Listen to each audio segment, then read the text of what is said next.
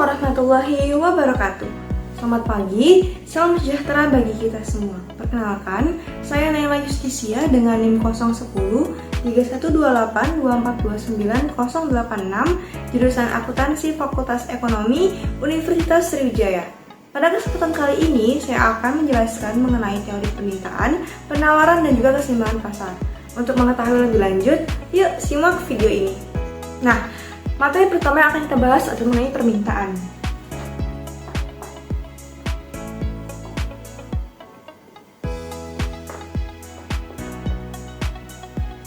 Nah, permintaan di sini kita lihat dari sisi konsumen. Konsumen itu adalah sebagai seorang pembeli. Hukum dari permintaan itu sendiri adalah semakin meningkat harga, maka permintaan dari barang tersebut akan semakin berkurang. Dan sebaliknya, jika semakin turun harga, maka permintaan barang tersebut akan semakin meningkat.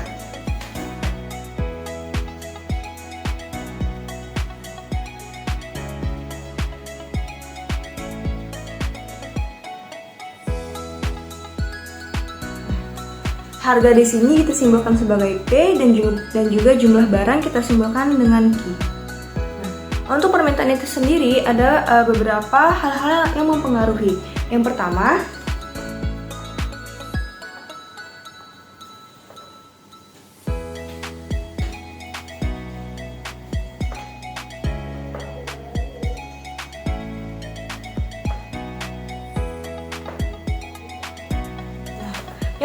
adalah harga barang itu sendiri. Kita bikin kurvanya dulu yang pertama.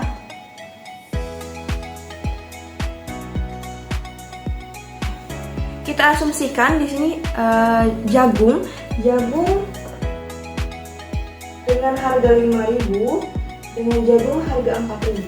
Nah, sudah pasti di sini ketika jagung tersebut mendapatkan harga 5.000, maka jumlah permintaan atau jumlah barang yang diminta untuk jagung itu sendiri akan berkurang dikarenakan harganya mahal. Maka akan terjadi kurva seperti ini.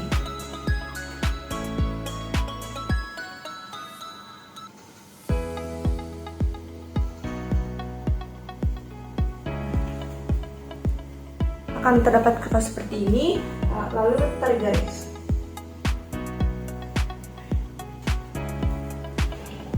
Bisa kita lihat di sini dari batas ini bisa dilihat bahwa ini turun ke bawah.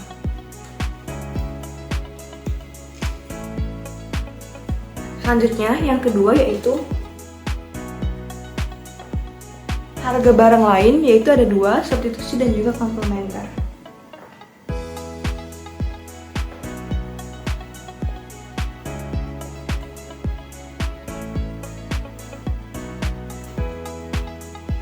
Ini kita kasih keterangan substitusi.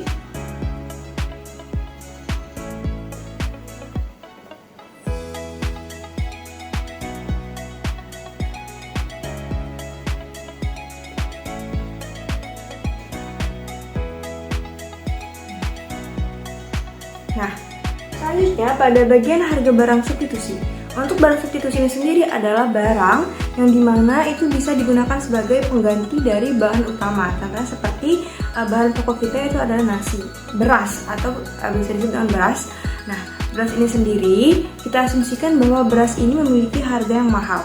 Lalu sebagai seseorang konsumen, maka kita beralih dari beras kita membeli jagung.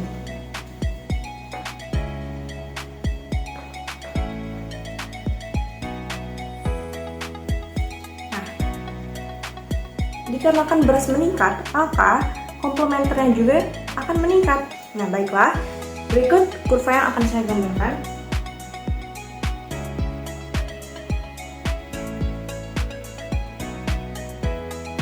D1 ini bisa kita asumsikan sebagai beras. Lalu D2 di sini sebagai jagung. Jadi dia bergeser ke kanan ke atas. Dikarenakan hal ini saling berkaitan dan mereka saling memenuhi satu sama lain. Jadi ketika barang beras ini meningkat, maka sebagai gantinya mereka menggunakan jagung, lalu pembelian jagung juga meningkat. Nah, selanjutnya adalah komplementer. Kalau komplementer ini bisa disebut sebagai pelengkap. Jadi contohnya itu seperti motor dan juga bensin, yang dimana motor tidak bisa berjalan tanpa menggunakan bensin, dan kita asumsikan di sini bahwa bensin tidak bisa digunakan untuk hal-hal lain kecuali digunakan untuk penggunaan motor. Nah, bisa kita lihat di sini kurvanya. D1 ini adalah sebagai penggunaan dari sepeda motor. Nah, lalu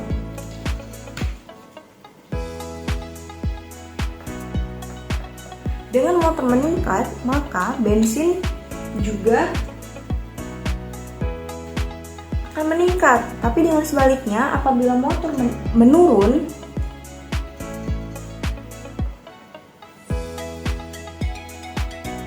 penggunaan bensin juga akan menurun dikarenakan sedikit orang yang akan membeli motor.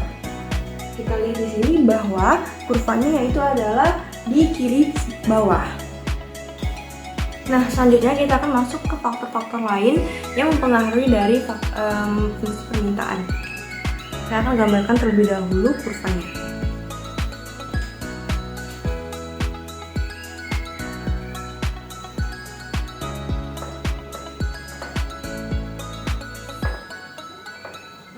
Yang selanjutnya adalah income.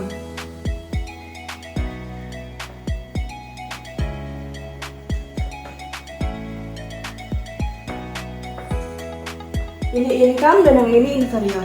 Nah, untuk income atau dapat kita sebut dengan pendapatan, ini berbanding lurus ya teman-teman. Jadi ketika pendapatan kita bertambah, maka permintaan kita terhadap barang akan bertambah juga. Jadi ketika ini meningkat, maka kuantitas juga meningkat. Jika ini menurun, maka kuantitas juga menurun. Nah, ini contohnya.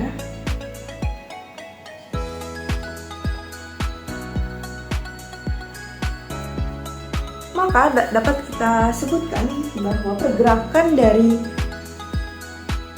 income atau pendapatan yaitu ke kanan atas.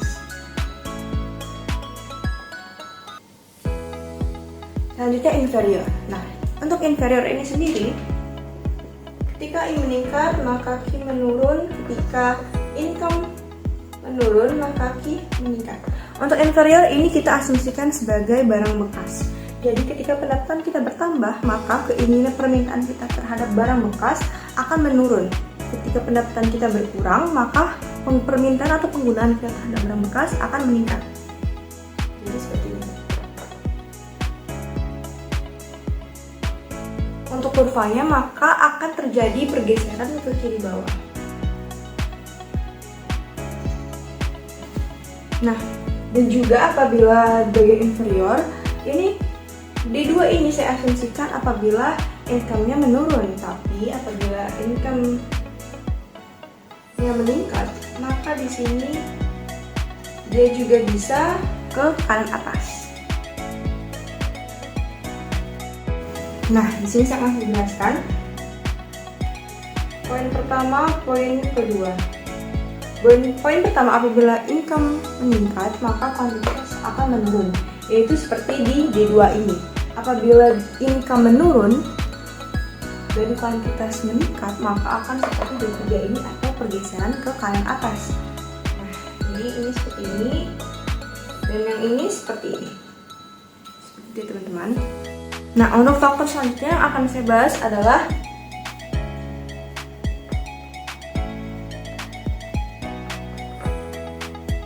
selera,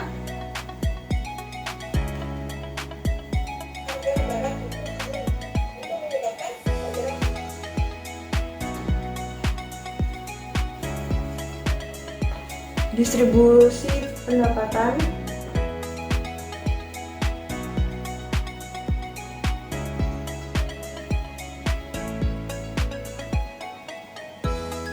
selanjutnya adalah jumlah penduduk.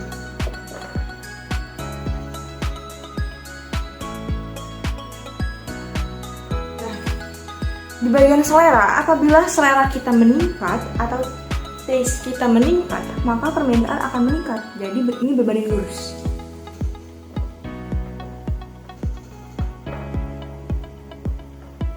Dan kurvanya akan bergerak ke kanan atas. Selanjutnya adalah distribusi pendapatan. Nah, Pada distribusi pendapatan ini bisa dibilang antara si kaya dan juga si miskin. Nah, kita bikin di sini deh.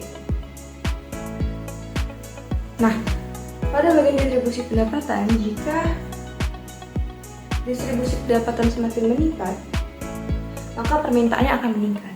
Jadi kurvanya akan bergeser ke arah atas. Jumlah penduduk sama,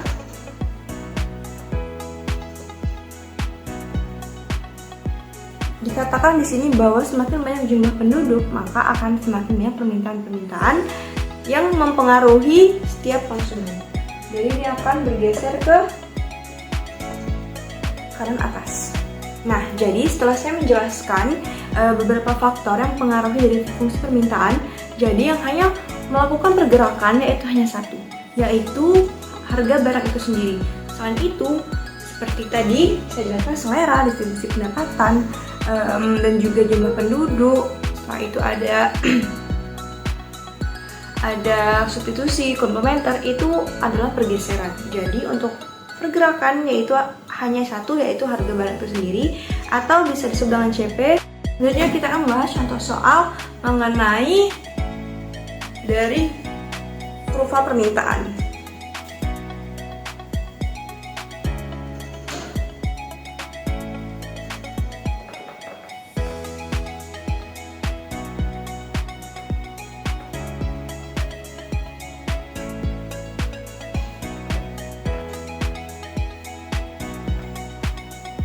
Nah, diketahui harga awal dari motor yaitu adalah, kita asumsikan Rp3.000, lalu kuantitas atau menyediakan sebanyak 600 buah.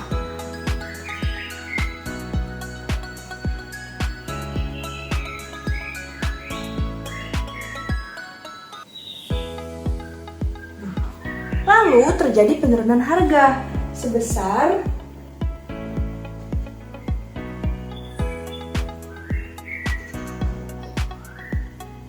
Rp2.000, sehingga permintaan akan semakin meningkat.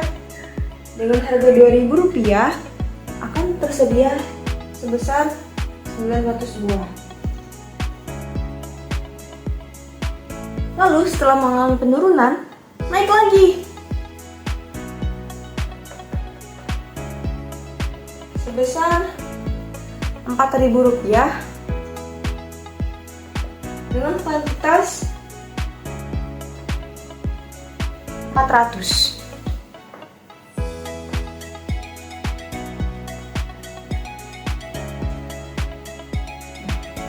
Ini akan kita tarik garis ya teman-teman.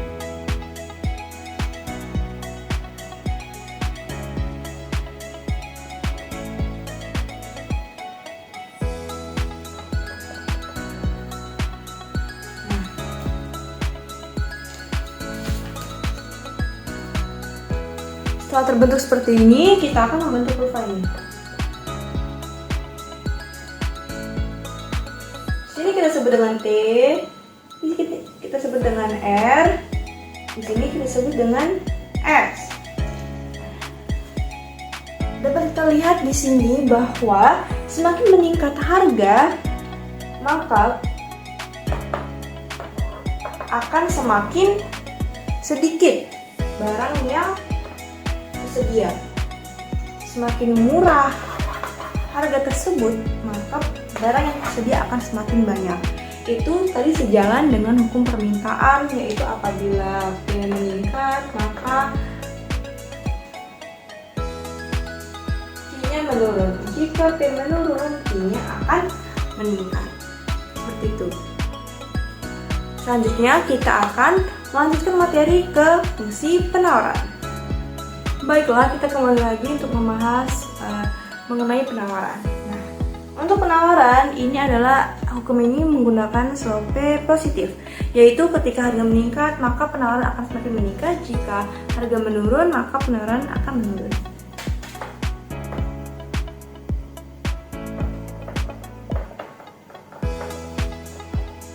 Nah, ada beberapa faktor yang mempengaruhi dari fungsi penawaran. akan saya gambarkan dulu ya.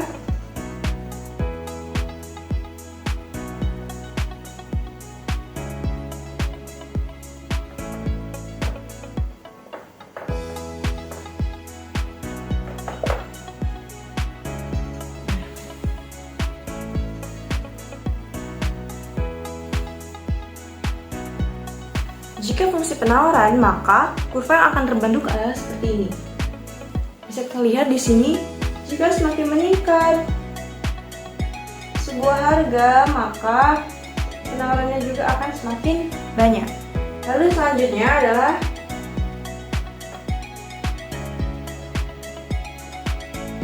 harga barang lain, yaitu substitusi dan juga komplementer. Nah, pada bagian ini ada substitusi dan komplementer lagi. Untuk substitusi, saya akan menggunakan contoh beras dan jagung. Kita asumsikan bahwa di sini karena penawaran kita menggunakan kacamata produsen, yaitu sebagai penjual. Nah, diasumsikan di sini bahwa jagung mengalami peningkatan harga dan beras sedang turun. Sebagai produsen di sini akan lebih menguntungkan apabila kita menjual jagung.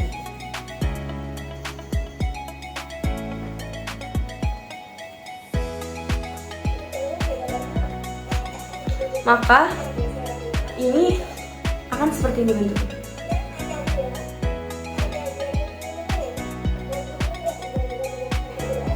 Akan bergeser ke bawah.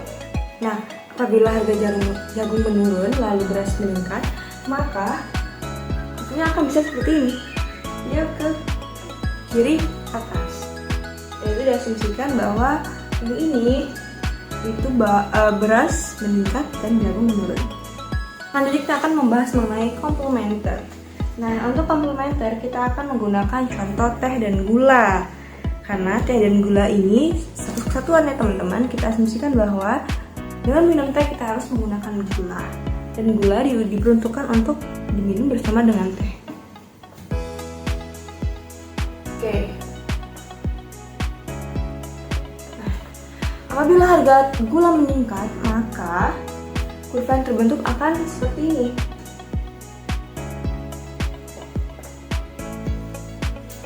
Dikarenakan dengan gula meningkat, maka pembelian dari teh juga akan meningkat.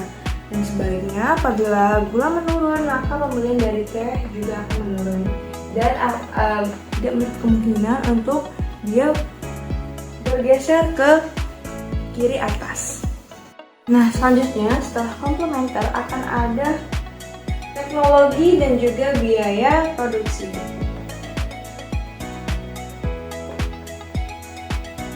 Nah, dengan adanya teknologi maka akan semakin efisien bagi produsen atau sebagai penjual di sini kita untuk memproduksi barang dengan banyak dan cepat.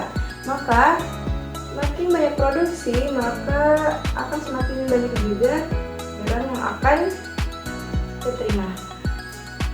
Jadi dia akan bergerak ke kanan bawah. Dan sebaliknya apabila teknologinya sedikit, maka akan sedikit juga barang akan kita terima. Jadi dia akan bergeser ke atas. Biaya produksi. Jika biaya produksi meningkat, maka sebagai produsen jumlah penawarannya juga akan menurun. Jadi dia akan bergerak ke kanan atas. Seperti itu teman-teman. Oke, setelah tadi ada contoh dari kurva permintaan yaitu pergerakan, sekarang kita akan memberikan contoh mengenai pergeseran.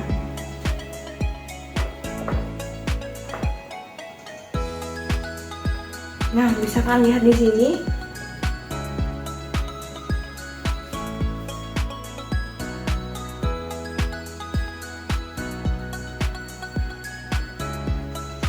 Nah, di sini terdapat perbedaan harga. Kita asumsikan di sini bahwa ada 1000, di sini ada 2000. Nah, mereka dengan harga-harga tersebut, apalagi di permintaan, maka harganya juga akan berbeda-beda. Seperti contoh yang pertama tadi, apabila harga meningkat, maka permintaannya juga akan menurun. Seperti ini.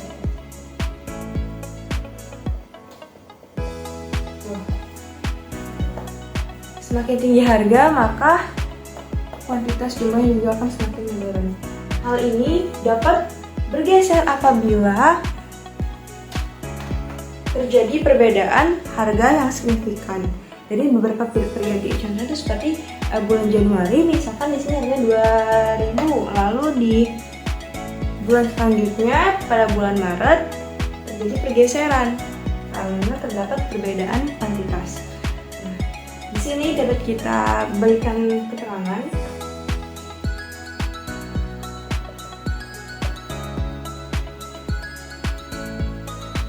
DD, D1, D1, D2, D2. Nah, seperti ini. Selanjutnya yang akan kita bahas adalah kurva penawaran.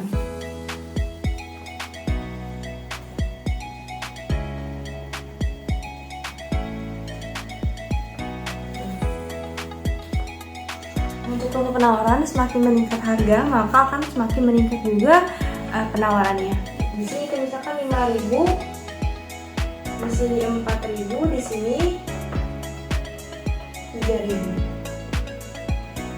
Dengan harga 5.000 dapat diproduksikannya sebanyak 100. Dengan harga 4.000 diproduksikannya sebanyak 50. Dengan harga 3.000 diproduksikannya sebanyak 25 buah. Maka akan seperti ini. Akan meningkat karena kurvanya seperti ini. Lalu terdapat pergeseran penawaran.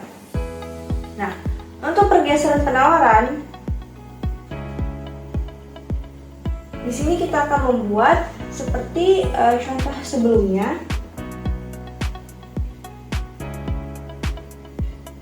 Dengan harga 5.000,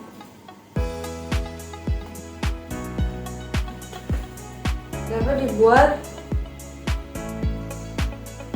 100. Lalu dengan harga 4.000 dapat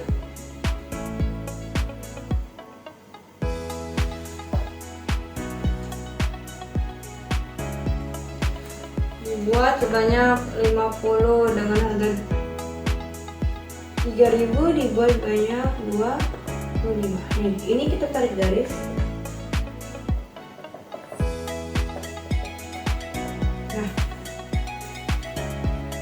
Pada pergeseran-pergeseran ini terdapat beberapa bentuk dikarenakan di periode tertentu terdapat perubahan.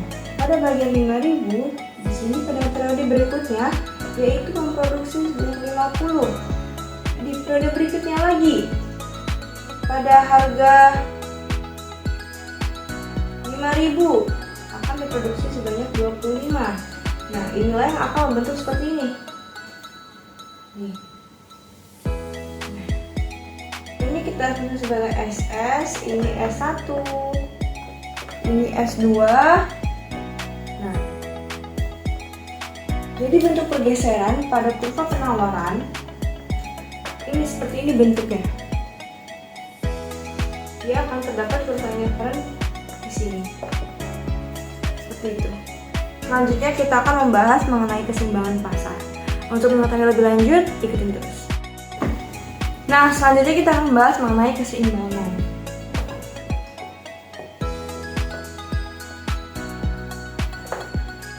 Keseimbangan ini juga bisa disebut dengan E. Nah, jadi keseimbangan ini adalah sebuah hal yang mempengaruhi antara permintaan dan juga penawaran yang menghasilkan angka yang seimbang. Jadi ada 4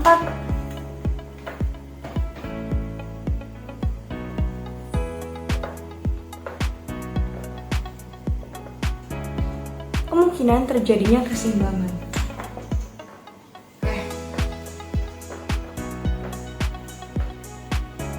Yang ini permintaan ya teman-teman. Yang ketiga penawaran. Yang keempat juga penawaran.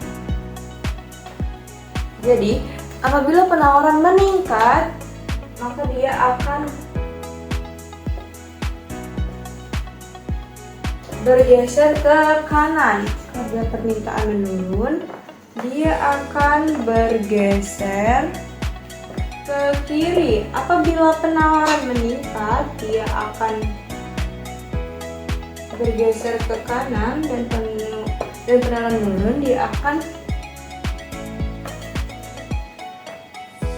bergeser ke kiri. Selanjutnya saya akan membuat kurva. Ini adalah efek penambahan permintaan. Dan ini adalah kurva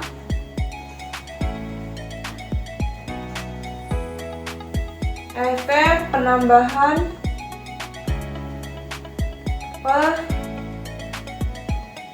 penawaran. Ini kita masih membahas mengenai keseimbangan. Jadi apabila di sini saya tuliskan P1 dan P2, maka akan membentuk seperti ini. Ini adalah kurva permintaan, teman-teman.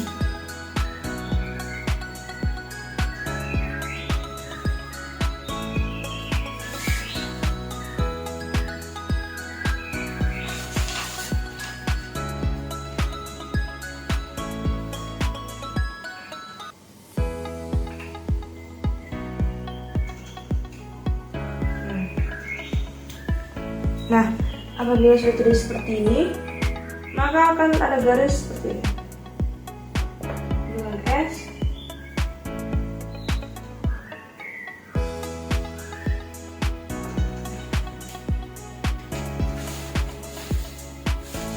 Kita beri keterangan di sini. Ini D, ini D, ini D1, ini D1. Ini keseimbangan pertama, ini keseimbangan yang kedua.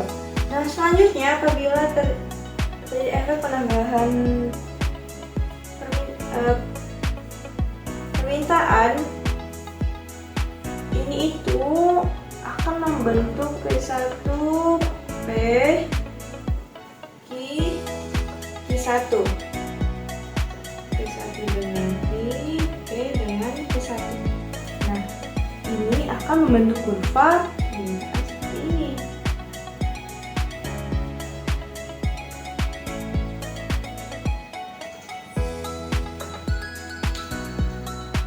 Garis ini kita akan beri keterangan D ini S, ini S1. Jadi kedua gambar ini merupakan perubahan keseimbangan. Perubahan keseimbangan ini terjadi apabila tadi yang saya katakan bahwa terdapat perbedaan periode-periode tertentu. Jadi di sini kita harus mengetahui fungsi dari penawaran dan juga permintaan seperti ini, seperti yang D sama dengan PS. Lalu kita mengetahui fungsi-fungsi pada periode selanjutnya, lalu akan terbentuk beberapa batas anggaran seperti ini. Garis-garis tersebut akan terbentuk dengan mengetahui, setelah kita mengetahui angka-angka pada periode-periode yang akan mendatang. Nah, di sini terdapat beberapa catatan mengenai materi permintaan, penawaran, dan keseimbangan pasar. Permintaan dan penawaran berinteraksi untuk mencapai keseimbangan pasar. Hukum permintaan berpengaruh pada jumlah yang diminta dan permintaan. Hukum penawaran berpengaruh terhadap jumlah yang ditawarkan dan penawaran. Ketika tidak berada dalam kondisi equilibrium, pasar akan terus meningkat dan mengurangi permintaan dan penawaran.